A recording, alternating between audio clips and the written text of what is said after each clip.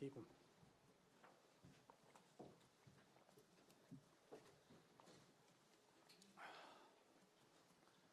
Okay. Good in the back.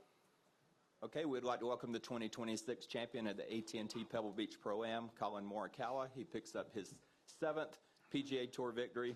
Collin, to win at Pebble Beach, if we can get some comments on what it means to you. Just like iconic venue. It's weird, you know, I think growing up, you think about the majors. You have this separate list of golf courses that you just want to go play as a kid and just go play when you turn professional. And I'd say Pebble Beach is exactly on top of that list. Just so much history, very iconic, like I said, and probably one of the nicest places I've ever been to in the world. And, you know, watching year after year, last couple of years of coming here, watching those guys hoist the trophy, walking down 18, you want to be in that position. This was my second ever start as a pro at the U.S. Open out here, so just good memories going all the way back there. But overall, just thrilled with how this week played out. All champions talk about the walk at Pebble Beach when they know they've won. You had a longer break on 18 than most people do. If we can comment a little bit on just the scene and just how you stayed focused there during that break. Yeah, I was walking left and right versus straight down the fairway. I tried to think about anything else other than golf. Thankfully, you had the nicest backdrop you could ask for, so that was very, very easy. I think for me, it was how do I stay loose? How do I, stay warm and not just think about the shot? I knew what shot I had to execute. I mean, the wind was going to be howling. Selfishly, I was kind of hoping Jacob would have finished a lot earlier because the wind was a little bit down, but for me, it was just a perfect number for me. So I didn't really have to do anything, but just tried to keep pacing back and forth, look at the ocean. I mean, that's what I do every year when we played in Kapalua, was just look out in the ocean, and a lot of good memories out there. So try to do that in those 20 minutes of waiting. And then you shared with CBS the news with you and Kat. If you can talk a little bit about that. Yeah, it's kind of surreal to say, this was the week we started telling a lot of players, she was finally out here. Everyone kind of saw her, and you can hide it within the jackets, but we just felt like at the time with where we're at in the pregnancy, it felt very safe. And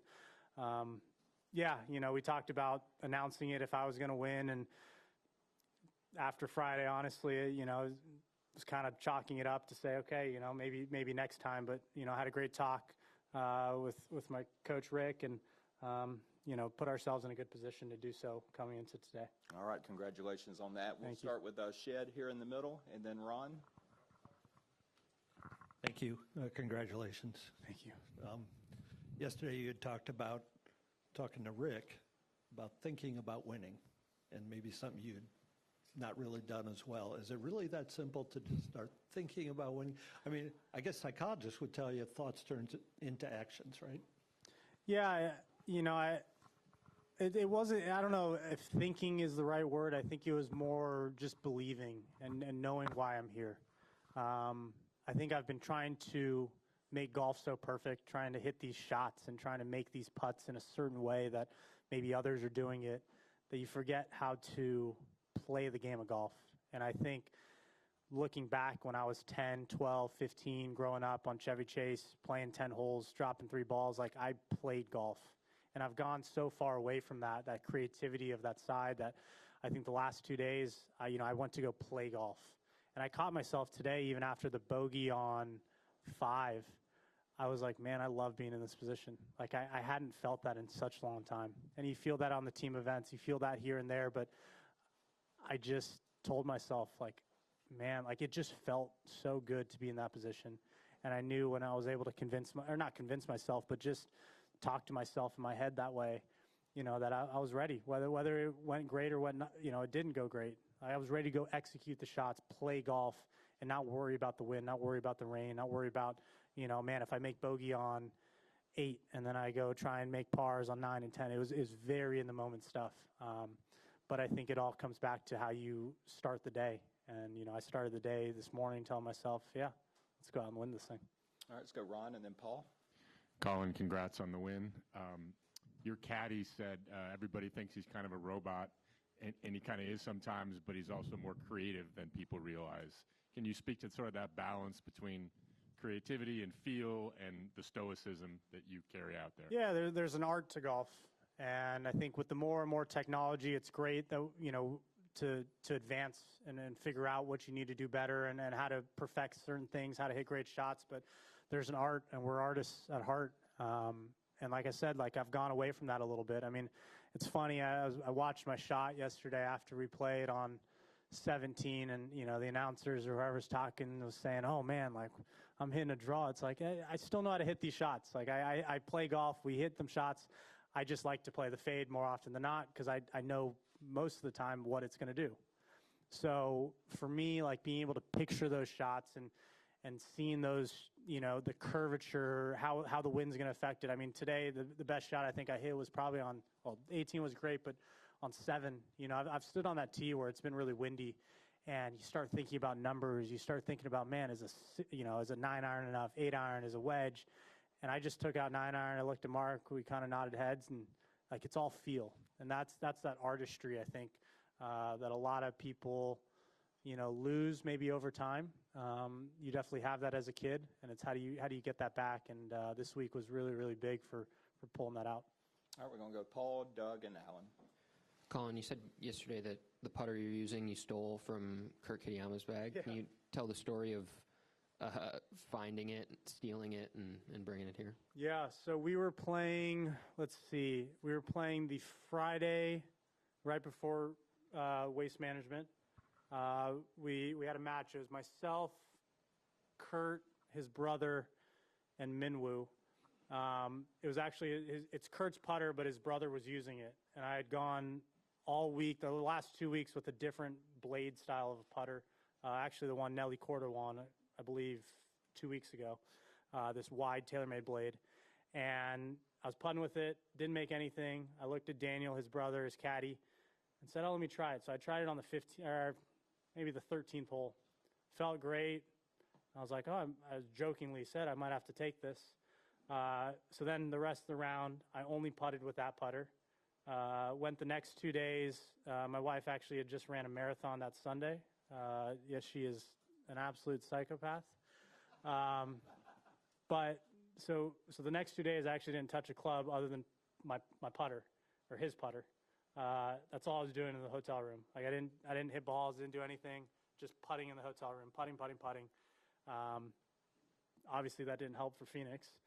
But it just, I don't know. Who knows what putter I'll have in the bag. That's kind of how I stole it. I don't know if he's going to want it back. He looked at it again this week. I think he's trying to replicate it with maybe a different club or whatever. But it's mine now. All right, Doug, and then Alan. How many marathons have you run? 0, Good. Doug. Thank you. Good man. I have 0 in the future as well. What was your line on 18 with the 4-iron? I told Mark, so there's the glass window that, the announcers are talking through on the left side. I told him right edge. I aim left edge. Look, I saw where Jacob was, and I had no idea how his shot ended up over there. He probably was just trying to get really, really tight with his lines and tugged one. I saw no world where my ball was going to be left. There was just zero world. Just because, in times like that, you know what shot you're going to hit. Now, granted, would I like to cut it a little bit more? Yes, but the way the swing has been feeling, the ball was never going to go left. So I actually aimed left edge. I'll tell him that later. Because I just knew. Slightly blocked. I honestly thought the ball was going to be right bunker. For some reason, the wind didn't take it, and I'm very happy about that. What I find interesting, though, is that this is your full iron swing after 17, which also went left. Was that on purpose? So 17 was different. 17 was, I was taking a lot off of it. And sometimes when you take that much speed off, you look at a guy, I think like Justin Thomas, who's really, really good at controlling speed in their swing, not just with their arms, but with their body. I was taking so much speed off of that I just forgot to keep turning. Yeah. So hands get ahead. So I wasn't worried, but a very different shot. I mean, this was a full 4-iron that I could hit. I mean, it wasn't going anywhere distance-wise, short of the green or over the pin. It was landing there in a lot of scenarios that I kind of had played out. All right, let's go Alan and then Adam. Collin, you've accomplished a heck of a lot, but do you feel like you're still trying to prove yourself out here? No, it's weird. Like I walk around and I see a couple young guys, but I still feel like I'm on the young side of guys, even though I've been out here for a while. No, I think it's just I want to go out and just keep crushing these goals and keep being myself and going out and playing great golf and trying to put that smile on my face. You know, I know everyone tells me that, oh, you know, that's what you used to do, and it's not as easy as that because there's a lot that goes on in this game. Like we just want it to be great, and I understand it doesn't have to be great every day. You're not going to wake up feeling great every day, but I don't think I have anything to prove to anyone. I think it's more just to myself to say, man, like you're on the right path. Like keep believing in yourself, because what you're doing, you know, like I said yesterday, it's easy to look at the results. I mean, the results sometimes, you know, help push that confidence. But I've seen enough little aspects here and there in the work we've been doing that you just, at one point, you got to believe that it's enough. Just a quick follow-up. I mean, you win 2 of your first 7 major championships, so how difficult is it to stay patient when the wins aren't coming? It's not easy. I mean, it really isn't. I mean, shoot, I did that through 23, you know, from 21 to 23, 23 to 26, and you hear it, you see it, you know it. Like, I'm not shying away from it, but it's hard to look straight in the face and say, man, like, when is this going to end? But at the same time, like, you learn so much and you become just that much more wise about it. It's just like, how do you use that knowledge to actually go out and play? And sometimes that can be negative, you know, in a way. Like, you think too much, you think about this. I've been known amongst my team to go down these deep, deep rabbit holes, like very deep, very, very deep. I mean, honestly, I think on Thursday I was watching swing videos on YouTube of myself, you know, because why not? Or maybe more putting videos. But I think that just makes me who I am. So it's just part of what I do. I'm going to continue to tinker. I'm going to continue to keep trying to do this, do that. But you know, from today, I won't forget the artistry that was there. When I was playing golf today, it was a lot different than Thursday, just because I wanted to play golf. I didn't want to put a score. I didn't want to, you know, make a birdie, make a bogey. I just wanted to play golf and hit shots, and it's very hard to do. All right, let's go Adam and then back to the front row. Collin, during this long stretch without the victory, what was the low point for you?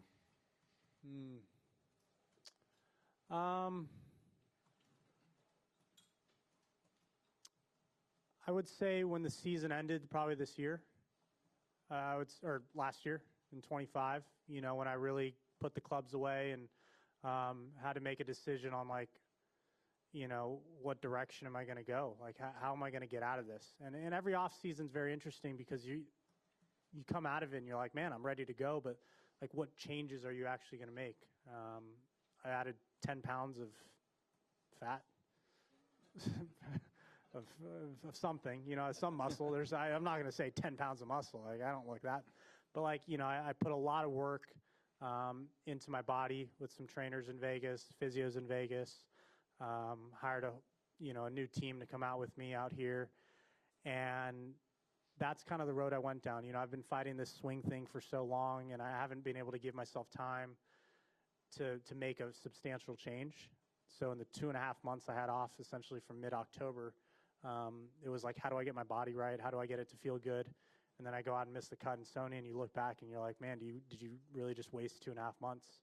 And it's hard. I mean, the simple answer could be yes, simple answer could be no, but you don't know. And you just kind of continue that. So, you know, looking back at that season, positives to take from, absolutely, but there's a lot of things that, you know, needed to be cleaned up, and I'm happy to look back at that, you know. But Mark O'Meara always tells me there's a lot of ups and there's a lot of downs, and it's how do you kind of mellow those out? How do you kind of smooth those edges out? Because the highs, you know, you don't really want the highs to be too high, or else you're going to forget where you are and who you are. And the lows, you just got to believe in yourself and keep believing, and just not get yourself too deep in that valley. So I was never too low, but, you know, in that bottom level, that bottom valley right there, there's a lot of grinding, there's a lot of thoughts, there's a lot of trial and error, because you don't know, you know, what's that one missing piece or few missing pieces. But I look back at this week, and I don't think there was really any missing pieces. I just need to keep believing in myself a little bit more. What do you think this can be a springboard to? Hopefully a lot. I saw a lot of distance control this week that I haven't had in a long time. We'll see. I think I'm going to have to sit back and reflect on today and enjoy today, but I know my mind. I'm going to be pushing a lot. I think this just eases the rest of the season. I mean, the first couple of years when I won early in the season, you free up, and there's going to be that sense of freedom, and it's hard to get because sometimes you need a win. Hopefully a lot more freedom and a lot more enjoyment for the golf this year. All right, here on the front, and then back to Ron and Doug.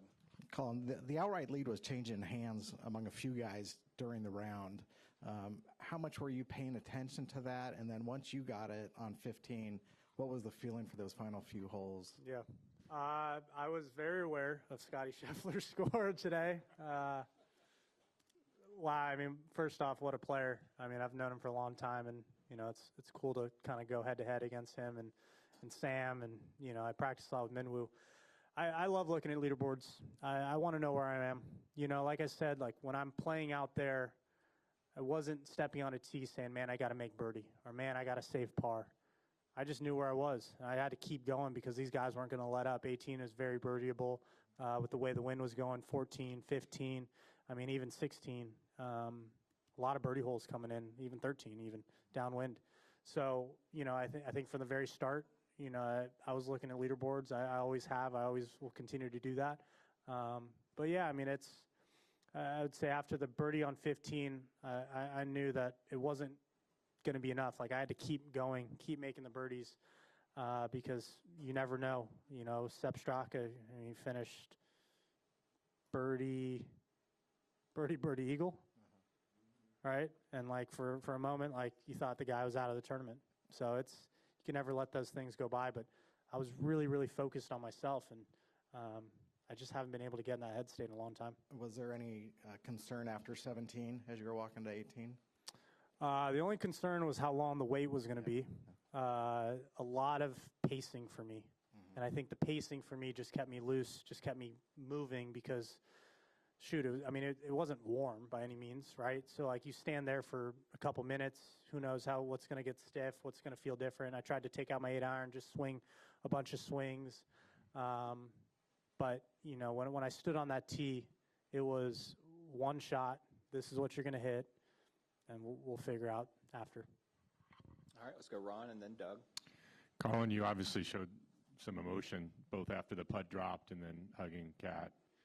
Was that the 28 months without a win? Was that what's happening in your personal life? What went into that sort of public show of emotion?